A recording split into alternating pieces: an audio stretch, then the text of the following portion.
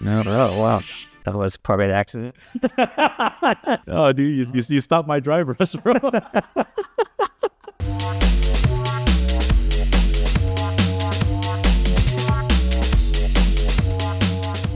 So this is not the first time we've played Street Fighter for the first time. The first time we've actually played together was at a tournament in Las Vegas at Circus. And this was for Street Fighter Alpha 1. This is like one of my first exposures to like out-of-state travel for a tournament. And I always heard stories about like, oh, the NorCal guys are going to be there. And because there was a lot of rivalry between NorCal and SoCal predating before I started to get into like heavy competition. John was the winner of that tournament, and I think I got fourth, but John actually did put me into losers, and then I didn't even get a chance to play him again. And the funny thing about that tournament is I ran out of quarters midway in the tournament. I only brought $100 I was like, this is like 1995, and I was like, okay, $100, I can probably like survive on that. And I ended up not having enough money to continue on, and people saw that I was doing okay in the tournament, and they were like, hey, here's like a few bucks, go ahead and change it and finish the tournament, little man, because I was like the young kid at the time. When I met Alex here, it was very different scenario, right? What Alex mentioned was Alpha 1 days. My rival was Watson. I remember driving down from my college years at Davis. It was like a 10+ hour drive to go to Vegas from Sacramento, and we got there, and so I played Alex, and I put him into losers. Fast forward to B3, a couple of years later, Alex had surpassed Watson as the premier player from SoCal, and so I've heard all the stories about how basically he came out of nowhere and just overtook the entire SoCal scene. And so there were like myths and legends about this guy. And so when I saw him here, I was like, man, it's not what I imagined, right? He was like this little kid, right? I was kind of like the premier player in NorCal, and, just as a storybook ending, we ended up in the finals. So, and in fact, even before the finals, we met in the winners finals. And I think I ended up winning 2-1, but then right after that happened, Schaefer was like, no, this is the top 4. It has to be 3 out of 5. And I was like, what are you talking about? And so we ended up playing another match, and then he ended up beating me 3-2. I remember being upset about that, but I was like, okay, whatever. So then we met in the grand finals, and so now this is the match I think that people were kind of expecting. And so, he'll kind of talk about it. He unleashed his secret weapon. What he's talking about is actually happened in winners finals. Okay, in winners finals, he was a bit frustrated because he didn't know what was hitting him. He was standing, and I saved it for later, for later matches.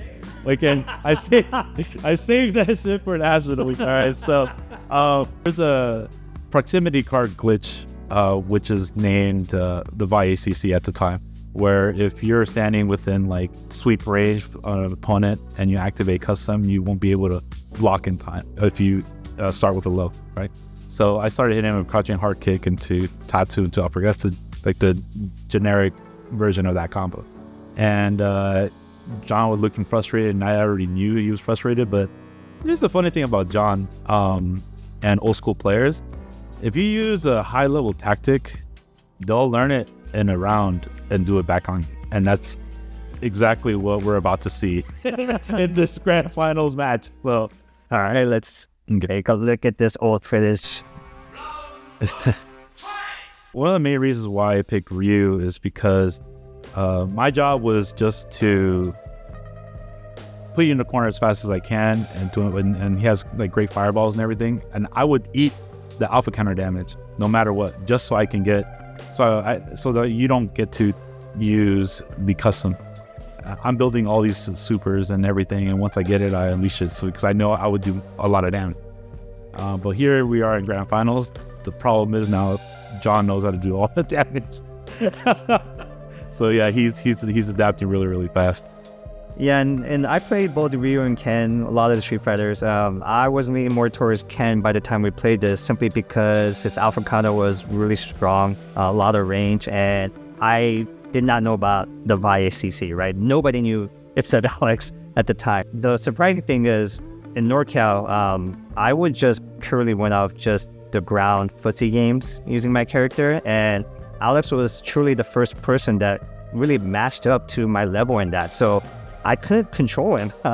He was a madman, and so I was getting surprised continuously, and you could kind of see it here. We're just like going heads up, feeling each other out on the ground. When I was playing versus like Watson pretty much taught me how to play like the shuttle matches. It was a heated match every time. If you knew his personality, everything was like, better than you, I could do this, or like you're crap, whatever, right? So it just egged on, and that's why the aggression in my play shows. And I just did stuff even though I was going to lose just to see it work, right? Or see it work, or it would not work. So this is the arcade environment where there's just, we're not playing in a big projector, right? It's a stand-up arcade cabinet, and we have our closest friends next to each other, kind of like as coaches / friends cheering us on. And so we're getting coached by everyone. and I can hear it too. It's like, John, what are you doing? Block, right? And he's, I can't. And my side's laugh is, oh, he don't know about this. He doesn't know. I'm trying to face all that out because I'm having fun too, because I still remember in my head, like, damn, okay, I played John once and he pretty much humiliated me in Alpha 1. I just couldn't touch him, right? And I have a chance to do it now, and I made it this far, right? So it's kind of like an honor, man. Like you earned it. You earned to be playing the best that there is, right? You don't get that many opportunities in life in anything like that. There was a lot of pressure, obviously, because there was so much trash talk from both sides, right? And now we're finally here, and it's truly NorCal versus SoCal.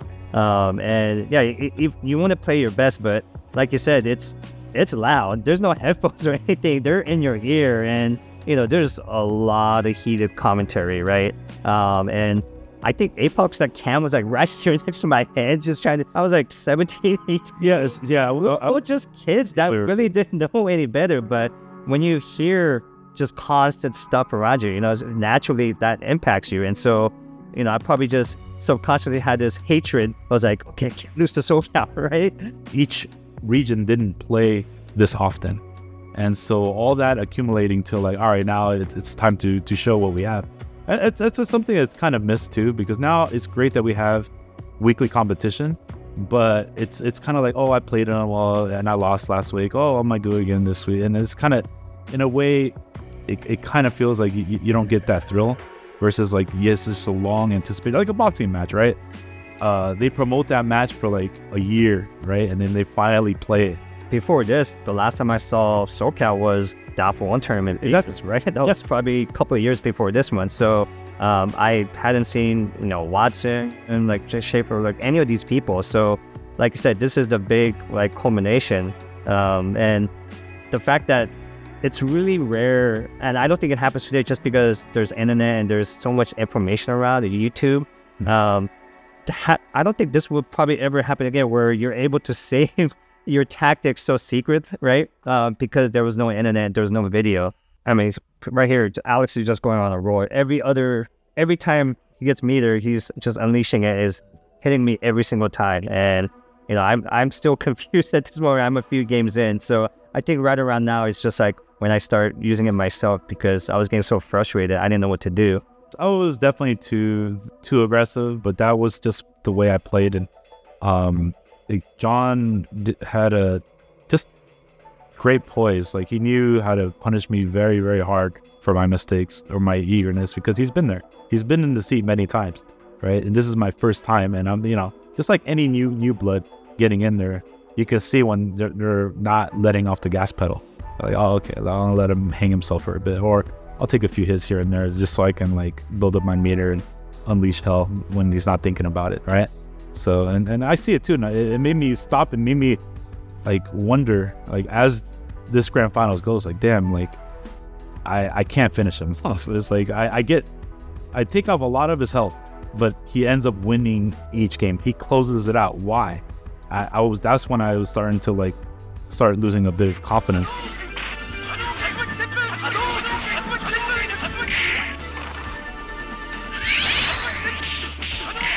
By this time, I see that he's using custom like every other opportunity. So instead of walking back and forth, I'm actually just blocking low, and I'm just like sitting in that blue foot. And luckily, it's working out for me. And same thing here, right? If he wins this round, the tournament's over, and time's running out, and I'm able to kind of clutch it out.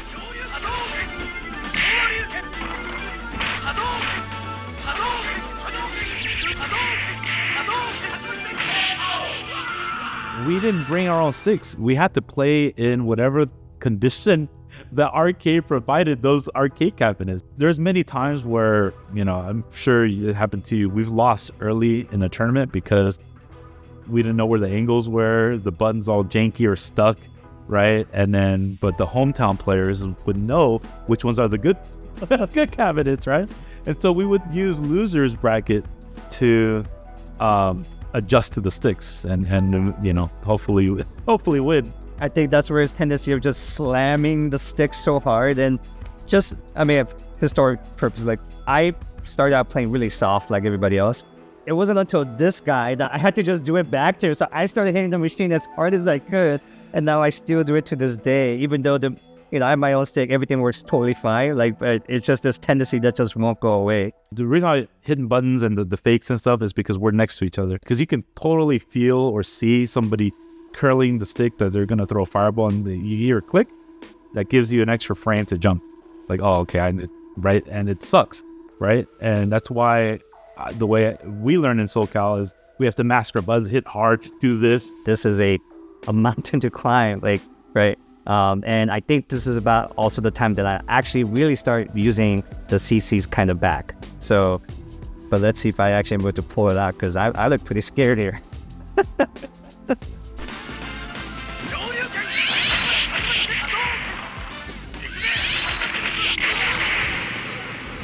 I didn't lose an Alpha 2 tournament since the game released. Like any major Alpha 2 tournaments in our region, didn't lose any of them. And so I just steamrolled people. And at one point, like 3 months in, I was actually using Ken mostly. Okay, they wanted to ban me from using Ken.